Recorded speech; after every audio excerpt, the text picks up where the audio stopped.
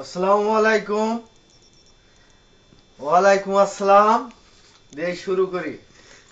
আজ বিদেশে মানুষ জমি জায়গা বেচে ঋণ পাতি করে বিদেশে আসে। আসার পরে এই শালার বাঙালি অ্যাম্বাসেডর থেকে ভিসা নিয়ে বলে ১,০০০ টাকা স্যালারি। এইবার ১,০০০ টাকা স্যালারির পরে এখানে এসে পাওয়া যায় ক্লিনিয়ার ভিসা। যদি বলে তাহলে আরেকটা অন্য ভিসায়, সে ভিসায় পাওয়া যায় ৩০০ টাকা বেসিক বেতন। এই মানুষ ৩০০ টাকায় বেসিক বেতনে খাবে কি আর দেশে পাঠাবে কি? আর কয় বছর থাকবে থেকে এই বিদেশে মাটি থেকে বাংলাদেশে কয় বছর পরে সে টাকা তুলে নিয়ে দেশে যাবে? আপনারা আর কেউ বিদেশে আসবেন না। এই দালাল ধোঁকাবাজের পাল্লায় কেউ যাবেন না। এই দালালেরা ধোঁকাবাজ করে আমাদের ধ্বংস করে দিচ্ছে। খুবই কষ্ট আছে, একদিন খেয়ে 5 দিন খাই না, এমনই অবস্থায় দিন কাটাচ্ছে। এই যে দালাল, এই দালাল যে মানুষের কত ক্ষতি করছে। আর আয়ুব ভাই আমার এই হ্যালো, আর বলতে চাই, এই মানুষকে ক্ষতি করছে, এই মানুষের জন্য এই দায়ী এই মানুষই হবে। আর মানুষকে মানুষ মারতে পারে না, এক আল্লাহ মানুষকে মারতেও পারে, বাঁচাতেও পারে।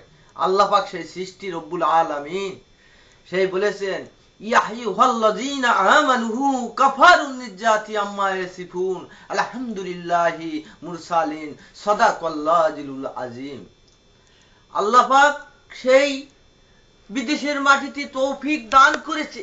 আল্লাহ পাকই তৌফিককে নাজেল করবে। আল্লাহ পাক সেই চায় মানুষ, কত মা বাপের মনে আনন্দ আছে, বিদেশে আইছে আমার ছেলে টাকা কামাই করে আমাকে দেবে।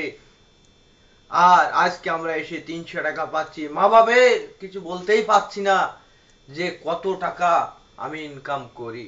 যদি বলি ৩০০ টাকা, মা বাপ মাসের শেষে টাকা নেওয়ার জন্য বসে থাকে। লোকের ঋণ করে এনেছি ১.৫ লক্ষ টাকা, তার প্রতি মাসে সুদ দিতে হয় ৪,৫০০ টাকা। এই ৪,৫০০ টাকা দেব কি করে? দেবটা কি করে? এ তো মরে যাচ্ছি ৩,০০০ টাকার বিনিময়। এইবার দেখা যায় ৩,০০০ টাকা ভাঙাইলে হয় ৬,০০০। এই ৬,০০০ টাকা নিজেই খাবো কি আর দেব কি বলেন? এই ধোঁকাবাজের তালে আর কেউ বিদেশ আসবেন না। আমরা হাত জোর করে বলছি, আপনাদের মাপ চেয়ে নিচ্ছি, বিদেশে ছেলে বাপ ছেলে যেন আর কেউ বিদেশে না আসে। খুবই কষ্টকর, একদিন না খেয়ে 5 দিন থাকতে হয়, এমনই অবস্থা। আর এই বিদেশের মাটিতেই চোখের পানি ঝরঝর করিয়া পড়ছে, রোদের তাপে যেন জ্বলে জ্বলে উঠছে। কি কষ্ট আছি আমি। মা বাপ কিন্তু কেউ দেখতে পাচ্ছে না, দেখতেই পাচ্ছে না মা বাপ। মা বাপ কেউ দেখতে পাচ্ছে না। মা বাপ খালি চাচ্ছে, মা বাপ খালি চাচ্ছে টাকা টাকা। এখন জীবন চলে যায় যায় অবস্থায়, জীবনটা যেন চলে যায়। আর আমি যখন নিচেই শুয়ে রয়েছি ঠান্ডা মাটিতে কি এক পাহাড় অঞ্চলে মরুভূমিতে শুয়ে আছি, মা বাপ কি কিন্তু দেখতে পাচ্ছে না।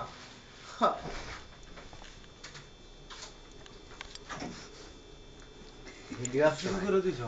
হ্যাঁ, আর না থাক, আল্লাহ হাফেজ।